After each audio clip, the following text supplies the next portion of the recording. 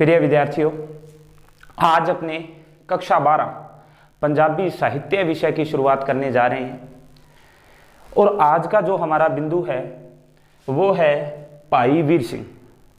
देखो, इस बिंदु को शुरू करने से पहले जो बोर्ड द्वारा निर्धारित पाठ्यक्रम है, पाठ्य पुस्तकें जो सिलेबस में लगाई गई हैं, उनमें किस प्रकार अंक विभाजन किया गया है, इस पे भी थोड़ी सी अपने चर्चा कर लें, ताकि जो आज का हमारा बिंदु है ये कितने अंक का होने वाला है ये भी पता चल पाए और किस प्रकार आगामी दिनों में हमें तैयारी करनी है ये देखते हैं। तो प्यारे बच्चों, आपके जो पंजाबी बुक के 3 पार्ट्स हैं, 3 खंड हैं या 3 भाग हैं। अब इसमें जो पहला जो खंड है काव्य संग्रह है, देखो इसमें 16 कवि और उनसे संबंधित कविताएं इसमें जोड़ी गई हैं। 16 कवि हैं और उनसे संबंधित कविताएं हैं। देखो, उसके बाद है कहानी संग्रह। ये जो खंड है इसमें सिर्फ कहानियां हैं, 12 कहानियां हैं और उनसे संबंधित जो बोधात्मक प्रश्न है, निबधात्मक जैसे पात्र उसारी से संबंधित इस प्रकार का एक प्रश्न पूछा जाता है। कुल मिला के ये जो कहानी संग्रह है ये 10 अंक का है। ये जो बुक है, जो पार्ट से सेकंड है, ये हम कह सकते हैं 10 अंक का है। तो ये तो बिल्कुल इजी मैटर है, ये बाद में देखेंगे। तीसरा जो आपके बुक का खंड है, तीसरा जो भाग है वो है साहित्य रूप। साहित्य रूप में आप इसमें जो साहित्य की विद्याएं हैं, जैसे कविता है, कहानी है, नाटक है, एकांकी है, उनसे संबंधित उनकी प्रकृति, अर्थ, परिभाषा से संबंधित ज्ञान दिया गया है। वह इसके अलावा उनके इतिहास से संबंधित। तो ये जो बुक है, इसमें ये बुक 15 अंक से संबंधित है। आज जो अपने शुरुआत कर रहे हैं, जो सबसे पहले है वो है काव्य संग्रह। इस काव्य संग्रह में जो 16 कवि हैं, 16 कवि हैं, तो ये इनसे संबंधित क्या मैटर आने वाला है। देखो, एक तो प्यारे बच्चों इसमें जो प्रमुख जो कविताएं हैं, कविताओं से संबंधित जैसे प्रसंग, व्याख्या, बोधात्मक प्रश्न इस प्रकार के पूछे जाते हैं। कुल मिला के ये कह सकते हैं कि ये जो बुक है 10 + 10 + 8 28 अंक का जो मैटर है वो इस बुक में से ये अपने पूछा जाता है। तो इसमें सबसे पहले जो कवि है अपने भाई वीर सिंह, इसकी अपने चर्चा करने वाले हैं। अब देखो, 10 नंबर की तो प्रसंग और व्याख्या से संबंधित प्रश्न पूछे जाते हैं। 2 प्रश्न आपको विषय वस्तु, केंद्रीय भाव या अंतरीय भाव से संबंधित 5-5 नंबर के इस प्रकार पूछे जाते हैं। तो 20 नंबर का तो ये मैटर हो गया। 8 नंबर का जो आपके निबंध रचना से संबंधित प्रश्न आता है, जैसे जिसमें कोई समकालीन समस्या से संबंधित भी निबंध पूछा जा सकता है, किसी शख्सियत से संबंधित भी। तो पिछले कुछ एक सालों में जो प्रश्न आ रहा है शख्सियत से संबंधित, जिसमें हो सकता है जैसे जिसमें अपने व्यक्तिगत लेख की बात करते हैं, गुरु नानक देव जी, गुरु अर्जन देव जी, गुरु गोविंद सिंह जी, इस प्रकार के लेख भी। लेकिन कक्षा 12 में जो पिछले सालों में प्रश्न पूछा जा रहा है वो किसी ना किसी कवि से संबंधित भी, उनकी जीवन रचनाएं साहित्यिक, उनका जीवन और उनकी साहित्यिक रचनाओं से संबंधित प्रश्न आ रहा है। तो ये 8 अंक का है, इसलिए सबसे बड़ा जो मैटर है 8 अंक। तो इससे संबंधित अपने सबसे पहले चर्चा करते हैं भाई वीर सिंह।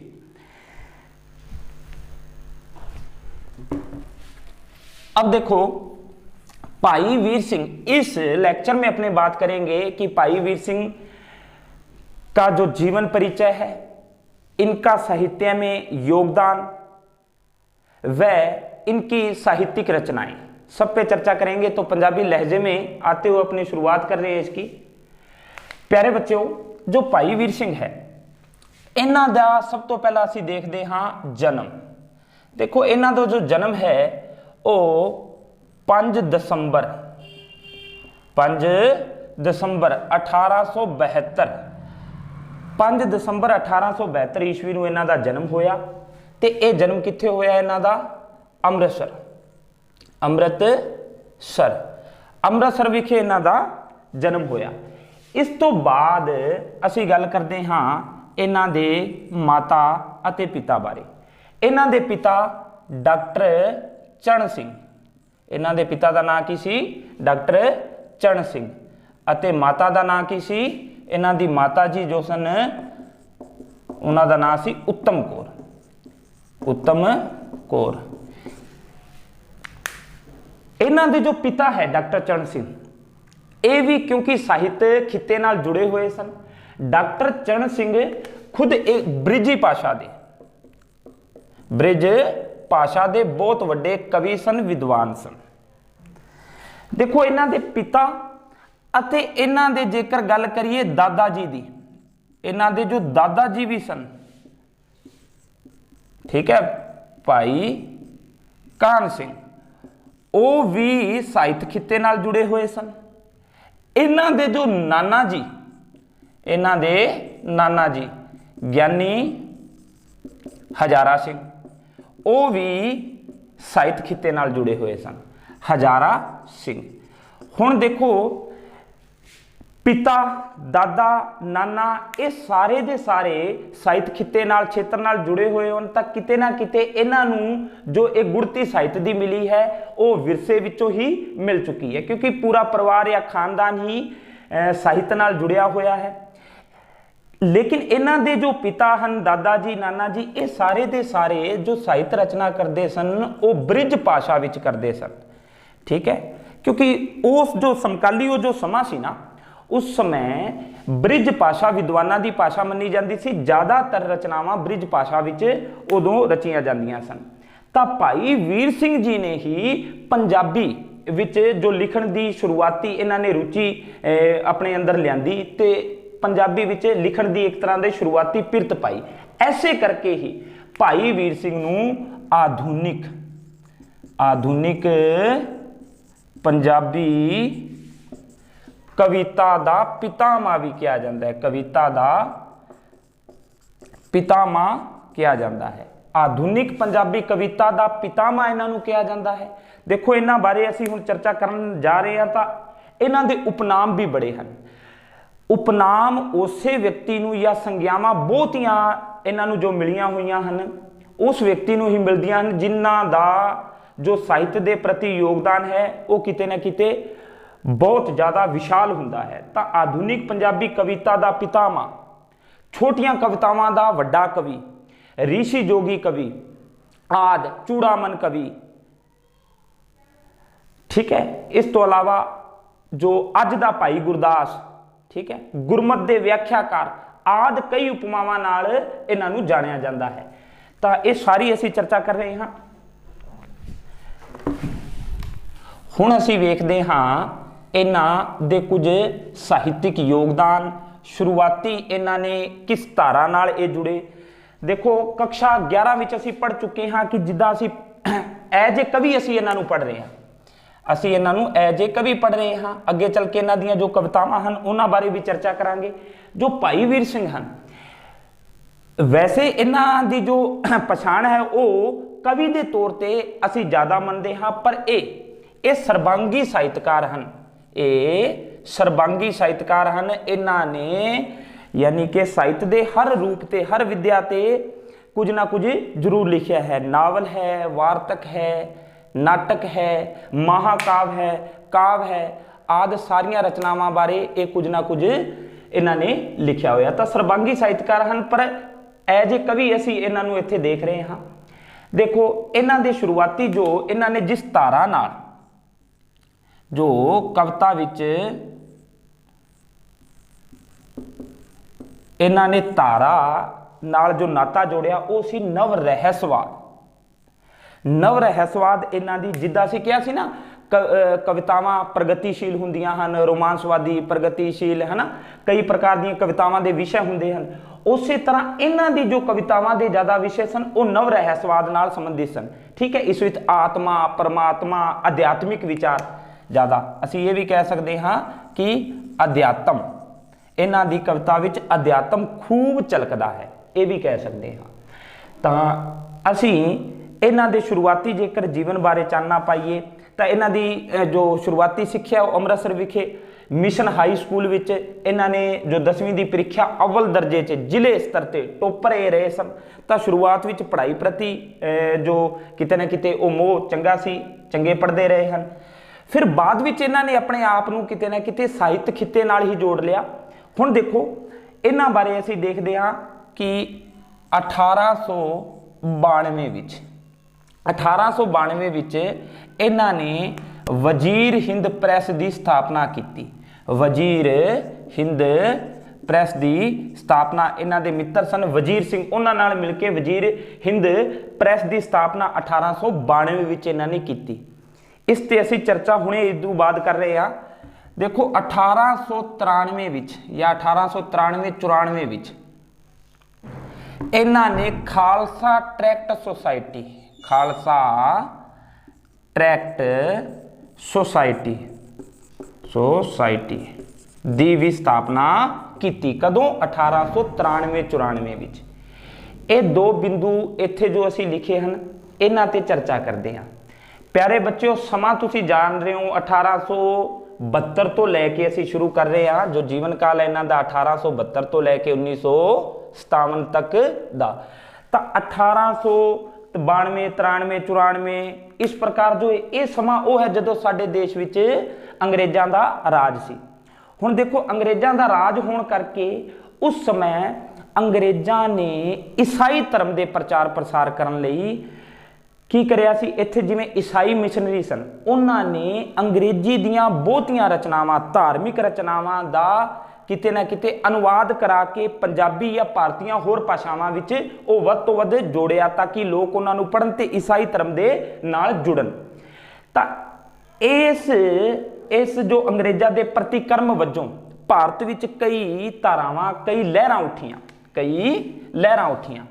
ठीक है, जिद्दां तुसीं जानदे हो कि सिंह सभा लहर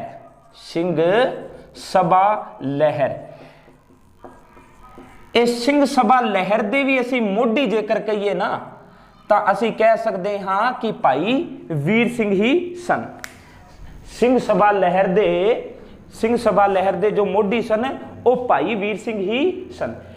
इस सभा ये जो लहर चली इसका की मकसद सी? इसका यही मकसद सी कि वध तो वध पंजाबी भाषा विच रचनावां लिखियां जाण, अपनियां मौलिक रचनावां लिखियां जाण, सिख धर्म का प्रचार प्रसार करना, सिख धर्म यानी कि भारतीय संस्कृति नाल किते ना किते जोड़ना, ये इस लहर का एक प्रमुख उद्देश्य सीगा। इस लई सिंह सभा लहर की स्थापना या मोढी भी असी भाई वीर सिंह नूं कह सकते हाँ। इसे लहर के सदका ही बाद विच खालसा ट्रैक्ट सोसाइटी ते वजीर हिंद प्रैस की स्थापना की गई सी, क्योंकि उस तो बाद पंजाबी विच जो छोटे छोटे धर्म नाल संबंधित ट्रैक्ट छपे, अखबारां विच छपदे सन, कुछ साप्ताहिक रसाले या कुछ साप्ताहिक पत्र भी उस तो बाद ही छपड़े शुरू होए सन, ताकि पंजाबी साहित्य बारे, पंजाबी धर्म बारे लोग सब तो ज़्यादा जुड़ सकन, उन्हां नूं पढ़ सकन। किस दे? अंग्रेजी भाषा या ईसाई धर्म नूं छड्ड के, यानी कि अपने धर्म वाल जुड़ जाण। ये मकसद सीगा। तां देखो शुरुआती सरगर्मियां विच खूब रहे हैं, यानी कि भाई वीर सिंह सभा लहर दे मोढी वजीर हिंद प्रैस की स्थापना करी। 1893-94 विच खालसा ट्रैक्ट सोसाइटी की स्थापना करी। ये शुरुआती कुछ इन्हां दे कारज हैं। देखो इन्हां दा एक होर महत्वपूर्ण जो कारज है 1909 विच इन्हां दी अगवाई हेठ ही, यानी कि इन्हां दे प्रयासां नाल ही जो आनंद मैरिज एक्ट है वो पास होया सी। आनंद जो मैरिज एक्ट है वो इन्हां दी अगवाई हेठ ही पास होया सी। ये भी एक इन्हां दा बहुत वड्डा उपराला असीं कह सकते हाँ। ठीक है, ये तो शुरुआती इन्हां दे कुछ कारज हैं। हुण देखते हैं असीं इन्हां दियां प्रमुख जो साहित्यिक रचनावां हैं उन्हां बारे असीं हुण चर्चा करते हैं।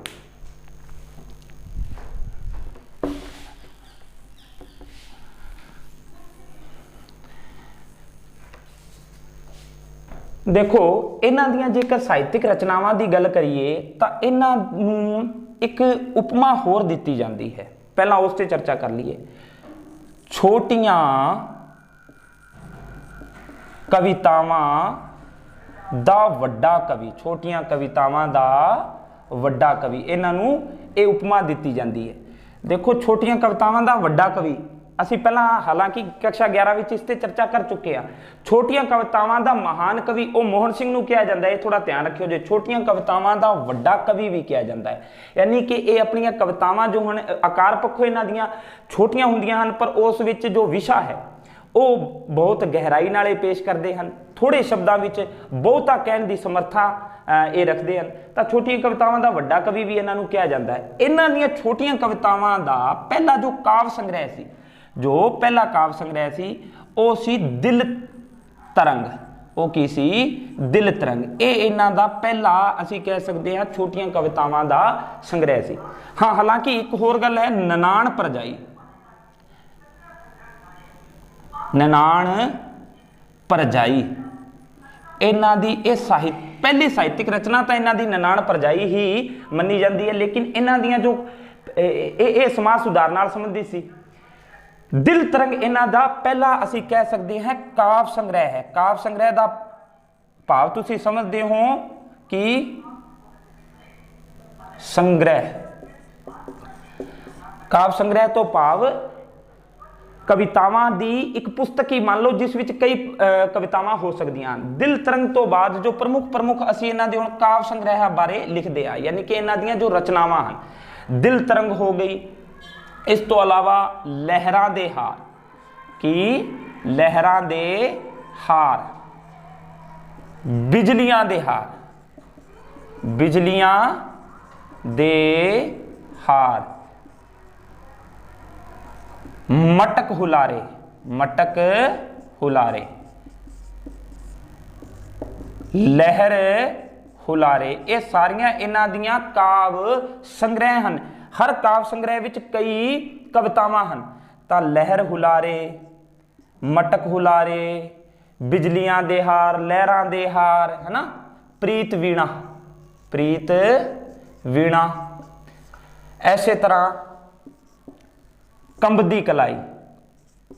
ਕੰਬਦੀ ਕਲਾਈ, ਅਸੀਂ ਇਸ ਕਵਿਤਾ ਤੇ ਵੀ ਚਰਚਾ ਕਰੀ ਹੋਈ ਹੈ ਨਾ, ਕੰਬਦੀ ਕਲਾਈ। ਇਸ ਤੋਂ ਇਲਾਵਾ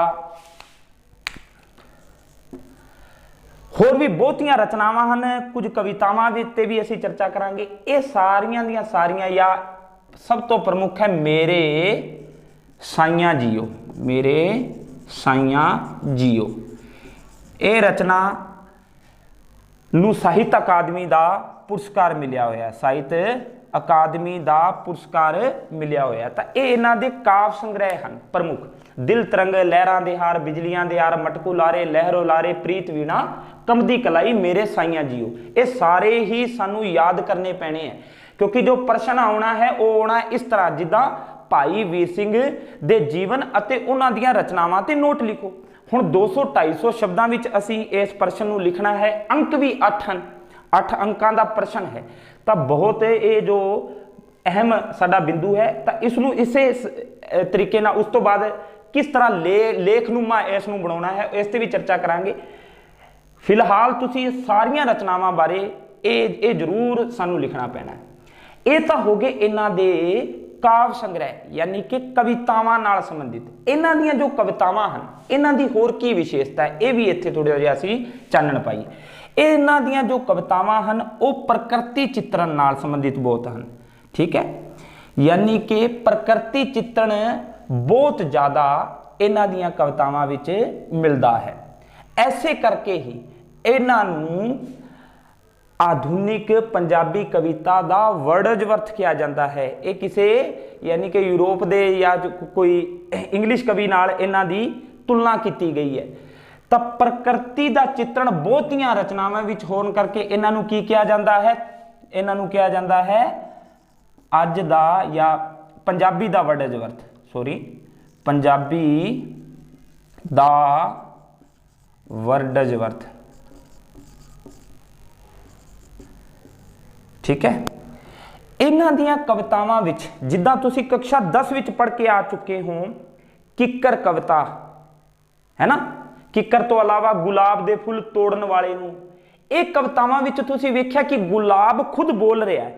ਗੁਲਾਬ ਕਹਿ ਰਿਹਾ ਨਾ ਵੀ ਮੈਨੂੰ ਤੋੜੋ ਨਾ, ਗੁਲਾਬ ਦਾ ਫੁੱਲ ਤੋੜਨ ਵਾਲੇ ਨੂੰ ਕਹਿ ਰਿਹਾ ਹੈ ਕਿ उसनूं तोड़िया ना जाए, यानी कि प्रकृति दियां जो ये वस्तां हन उन्हां नूं किते ना किते मानव बना के पेश करदा है। तां अपणियां कवितावां विच मानवीकरण की मानवीकरण बहुत ज्यादा, ये अलंकार ही असीं इहनूं मन सकदे हां।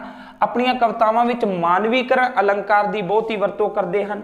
ठीक है, प्रकृति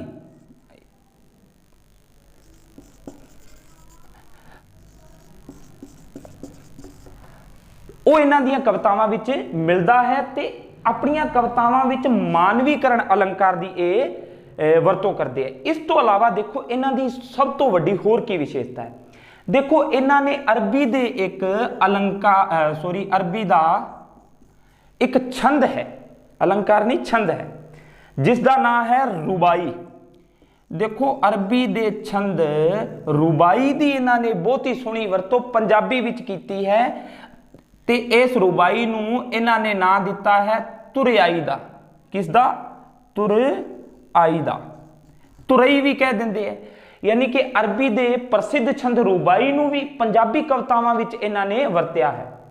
देखो इन्हों महाकाव रचना दे मोढी भी किया जाता है, इन्हों महाकाव रचना दे मोढी भी कहा जाता है।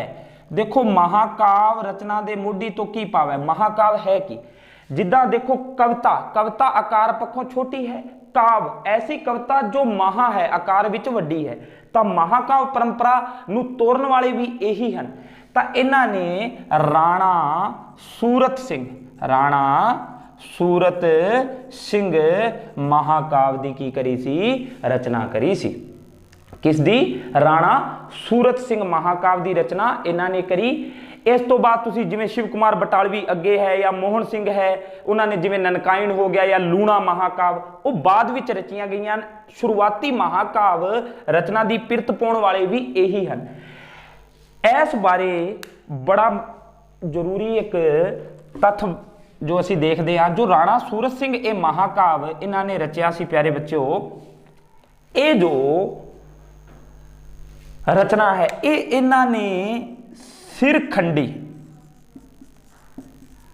सिरखंडी छंद विच इस रचना नूं इन्होंने लिखिया है। राणा सूरत सिंह महाकाव सिरखंडी छंद विच रचिया गया है। इस तो की पावो, देखो सिरखंडी छंद विच कक्षा 11 विच असीं पढ़ चुके हैं। ये वो छंद है जो वार रचना लई उपयुक्त मन्निया जाता है ना, वारां लई चंडी दी वार है जिद्दां, तां सिरखंडी छंद दी उस विच वरतों हुई है। तां ये तां वार रचना लई है ना, वीर रस लई ये वरत्या जाता है। लेकिन इन्होंने शांत रसी कविता विच सिरखंडी छंद दी वरतों बड़े सुचज्जे ढंग नाल कीती है।